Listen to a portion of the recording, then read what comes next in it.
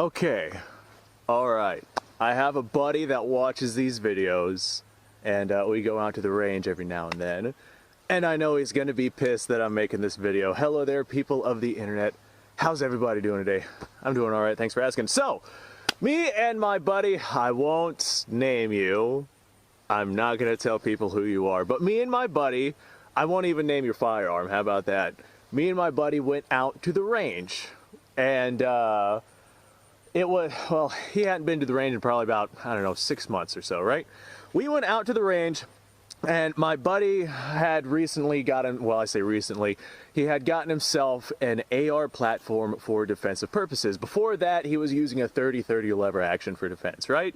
Before we get started, I want to say thank you to the Patreons. Obviously, this stuff right here is not free, and it does cost money. If you want to help support the content that I make, then hey, go ahead and check out Patreon and Utreon, links in the description below. The AR platform was absolutely a step up from the old school lever action 30-30. 30-30 still viable, but AR platform, that's definitely the better way to go. And he got himself a pretty damn decent one. Like, I think he spent about 1,200 bucks or so on the AR. I think he spent another, I don't know, 800 bucks or so on optic, light, you know, custom stock, you know, full setup, sling mounts, everything that he needed. It wasn't like a retro build or anything like that. It was absolutely a modern style AR platform, one built for practicality in mind. And he had himself a pretty damn decent one. Well, this defensive firearm, the firearm that he was going to trust his life and his family lives and his liberty and whatnot, just the firearms that he was going to entrust his everything to, I had discovered that whenever he had bought it, he did not even attempt to shoot it.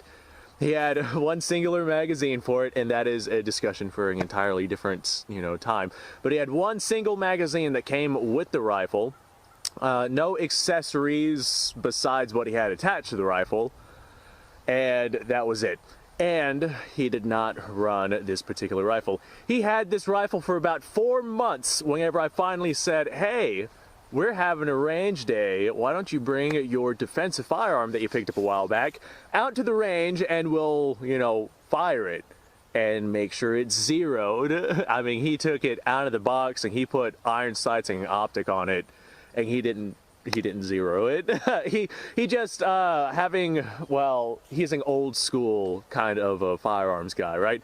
And he just kind of assumed that, you know, much like things that come from the factory already with sights on it, whenever you slap sights on a rifle, they'll just be zeroed because the rifle is supposed to shoot straight. And that's a topic for another time as well. But I was like, let's go ahead and bring that bad boy out to the range, right? So he's like, all right, yeah, it's about time that I run some rounds through this thing. So we get out to this gun range right here, actually, and he was standing probably about right here, and I was behind the tree because anytime I'm dealing with a new firearm, I try to check it for safety. I had not checked this one's for safety, but I mean, it's a new production high-end AR platform, so odds are it was going to be fine, but still, to be safe, just stand up behind the tree and let my buddy enjoy his new firearm. Well, he takes aim, and he goes bang, and miss because his nothing is zeroed in. But he goes bang, miss, stand there for a second, bang, miss, go to pull the trigger again, and nothing happens. He goes to rack the slide, he goes to rack the bolt carrier, and whenever he does that, the charging handle comes flying back, and he realizes that he has himself a double feed because the reason the charging handle came flying back was because there was no spring tension on it to stop it from doing so. So carry handle comes flying, or not carry handle, the charging handle on the rifle comes flying back, and he's like, all right, that is a double feed. So he pulls the mag down, drops the bolt carrier back forward, and he tries to pull that out. So he racks the not carry handle, I keep calling it a carry handle, I'm sorry guys, racks the charging handle back, lets it go forward, puts the mag back in, goes to load it again, and bam, another double feed. And he's like, all right, what's going on here? So he pulls the mag, and he tries running the charging handle several times, and he has himself a round that is stuck in the chamber, Well, now he's like, all right, you know, we have ourselves a situation here, so I always have myself a clearing rod out here because I'm always dealing with old guns and whatnot, and occasionally you get something like that. Well, this guy grabs my clearing rod and he knocks that round out of the chamber. At first we thought it was stuck, but it came right out. So he goes and he loads another mag and drops the bolt carrier and fires around. Bang! Nothing happens. Looks, another double feed. Can you see where I'm going with this? In the time of about 3 or 4 rounds where he started shooting this thing, his extractor had broken. There was obviously some kind of deformation in the extractor or something like that. We were firing PMC brass, so it wasn't cheap steel case ammunition, and it was from a mid-length gas system rifle, so it wasn't like a carbine length or a pistol length or anything like that. And he had managed to break his extractor. There was obviously some kind of deformation in the extractor, some kind of hairline crack, some sort of issue going on, and the extractor had broken. Now, if he had been in a situation where he was using that rifle to fight for his life, that would have been no bueno. That would have been a really, really bad situation to find yourself in. So, that being said, now that I've told the story, I'm going to tell you guys, if you get yourself something for defensive purposes, take it out to the range, zero it, and make sure that it is running. I don't care what you have. I don't care how much money you spent on it.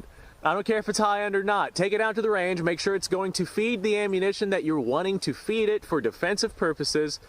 Make sure it's not only, well, make sure it's zeroed in so you can actually hit your target, and make sure that it doesn't have any kind of deformations on it to where, you know, for example, the extractor just immediately breaks on it.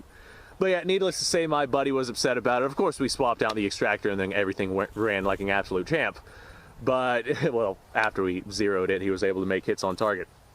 But we wouldn't have known that the extractor was faulty if we did not take it out and actually run it. So, this right here is not my defensive firearm, but in the event that this was, whenever I had gotten this out of the box, the first thing I did was I ran a mag through it to test functionality. I recommend that people do that whenever they get themselves a firearm. If you get yourself a firearm, go to a range, go to somewhere and run like at least, bare minimum, a box of ammunition, a couple of mags through your handgun or rifle or shotgun or whatever it is that you're rocking. Just run some ammunition through it, make sure it's going to function, make sure that it is hitting where it is that you're wanting to hit. If you have a handgun and it's a cheaper handgun, a lot of times they'll hit either high or low, and you got to know whether yours hits high or low so you can kind of Kentucky windage that or adjust your sights if they're adjustable or whatever it is that you have to do to make hits on target. Or if you're getting yourself, you know, much like my buddy did, a brand new AR platform, take it out to the range, run some rounds through it, and just make sure that it is going to run. Last thing you want is to pick up your rifle for some home invaders and go bang, bang, click, and nothing happened, and lo ho and behold, your rifle is now basically just a beating device because your extractor has broken and you've missed both of your shots because your sights are not zeroed in. This is actually a good example. This AR right here, I guess I would consider this to be like a buddy gun in the event that my buddy doesn't have a gun.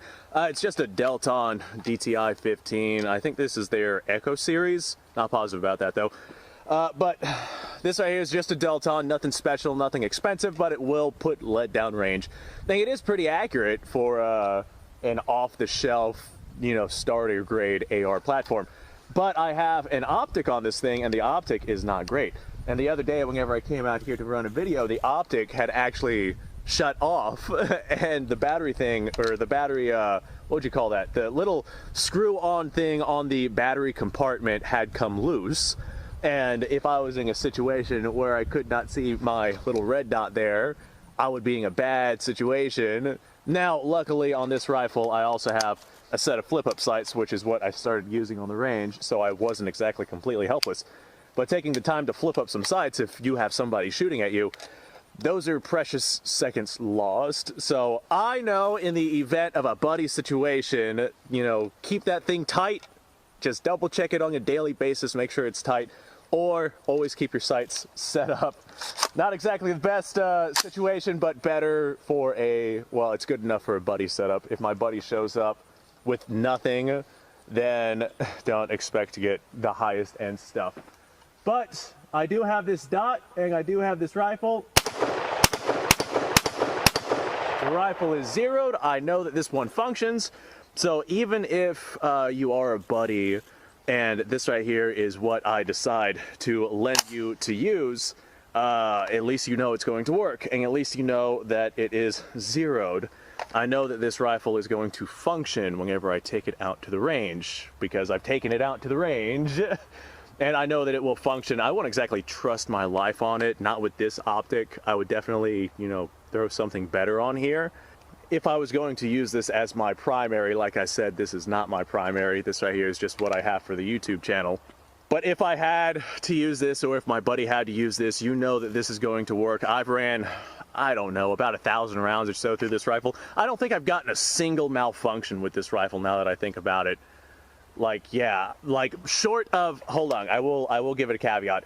I have a lot of like really old magazines that I've just kind of accumulated over time, and I have one magazine in particular that is not good, and I've gotten a couple of malfunctions out of this rifle with that magazine. But whenever I'm rocking just a regular good magazine, then no malfunctions out of this rifle. I know that this rifle's going to work, and I know that the extractor isn't, you know, deformed or anything, and it's not going to break after 2 or 3 shots, you know, out of a fresh, out-of-the-box rifle.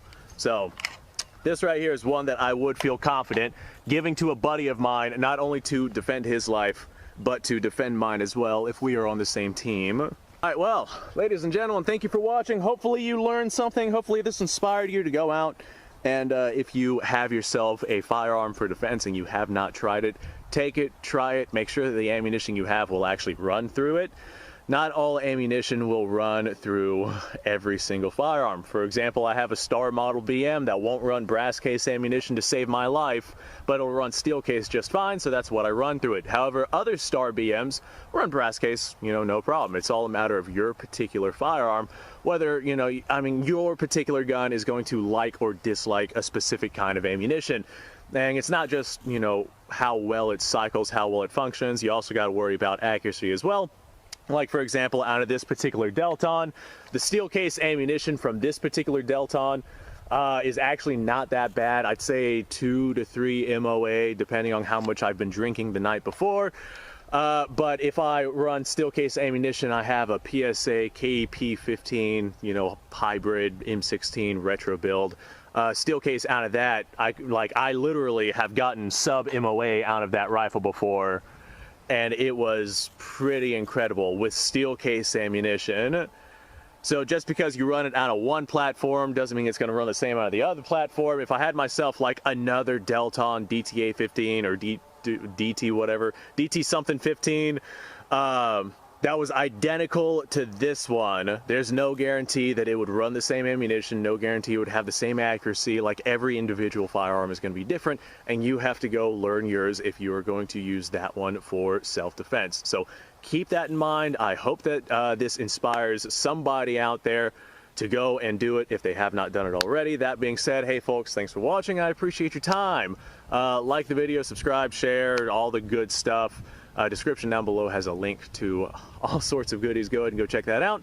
I am going to go make myself another video because I'm having a really good time today out here on the gun range talking about all sorts of stuff, and I got myself a long list of topics that I need to go over. So thanks for watching, folks. You guys go off, have yourself a fantastic day, and like I said, I don't care if it's a cheap or expensive weapon. Learn the quirks behind the gun before you go trusting your life to it. Bye, guys.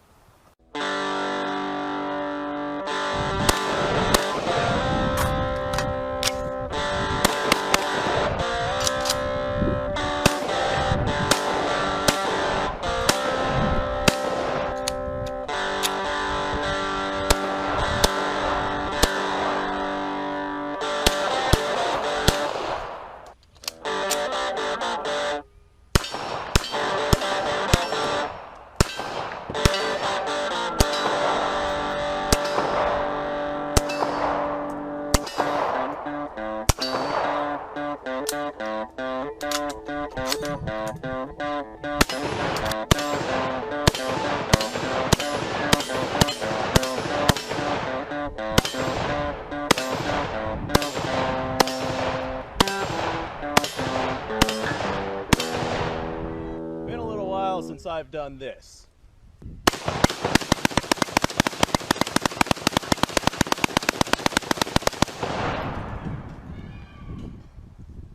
Bonnie and Clyde be damned.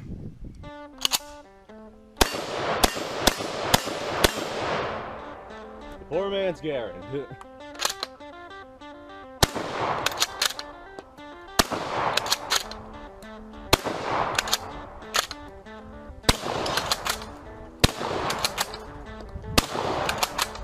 It's a shame that bolt-action shotguns aren't more mainstream.